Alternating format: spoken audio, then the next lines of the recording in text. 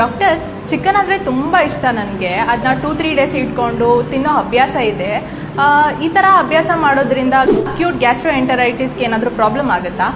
So ಈಗ ನಾವು ನೋಡ್ಬೋದು throughout the world non veg eaters ಭಾಳ ಜನ ಇದ್ದಾರೆ. ಈಗ ಏನಾಗುತ್ತೆ, ಈಗ ಮನೆಯಲ್ಲೇ ಮಾಡಿದ್ರೆ ಇಬ್ಬರಿದ್ದಾಗ ಏನು ಮಾಡ್ತಾರೆ, ಸೊ ಜಾಸ್ತಿ ಅಮೌಂಟ್ ಮಾಡಿ ಒಂದೇ ಸರಿ ಮಾಡಿ ಏನು ಮಾಡ್ತಾರೆ, ಅದನ್ನು ಫ್ರಿಡ್ಜಲ್ಲಿ ಸ್ಟೋರ್ ಮಾಡೋದು ಅಥವಾ ಆಚೆ ಕಡೆ ಸ್ಟೋರ್ ಮಾಡೋದು ಮಾಡಿ ಏನು ಮಾಡ್ತಾರೆ, ಮತ್ತು ಅದನ್ನು ರಿಪೀಟೆಡಾಗಿ ಮಾರ್ನಿಂಗು, ಈವ್ನಿಂಗು ಮತ್ತು ಆಫ್ಟರ್ನೂನು ಡಿವೈಡ್ ಮಾಡಿಕೊಂಡು ಅದಕ್ಕೇನು ಹೀಟ್ ಮಾಡಿಕೊಂಡು ತಿನ್ನೋದು ಪ್ರಾಕ್ಟೀಸ್ ಮಾಡ್ತಾರೆ. ಬಟ್ ಯೂಶ್ವಲಿ ಆ ಥರ ಮಾಡ್ತಾಯಿದ್ರೆ ಏನಾಗುತ್ತೆ, ಈ ಬ್ಯಾಕ್ಟೀರಿಯಲ್ ಗ್ರೋತು ಎಲ್ಲನೂ ಜಾಸ್ತಿ ಆಗುತ್ತೆ. ಆ್ಯಂಡ್ ಯೂಶ್ವಲಿ ಆ ಥರ ಫುಡ್ಡಿಂದನೇ ಈ ಗ್ಯಾಸ್ಟ್ರೋಎಂಟರೈಟಿಸು ಜಾಸ್ತಿ ಆಗುತ್ತೆ. ಸೊ ಅದನ್ನು ಅವಾಯ್ಡ್ ಮಾಡಬೇಕಾಗತ್ತೆ, ಆ ಥರ ಮಾಡಬಾರ್ದು. So that is the reason growth for bacterias.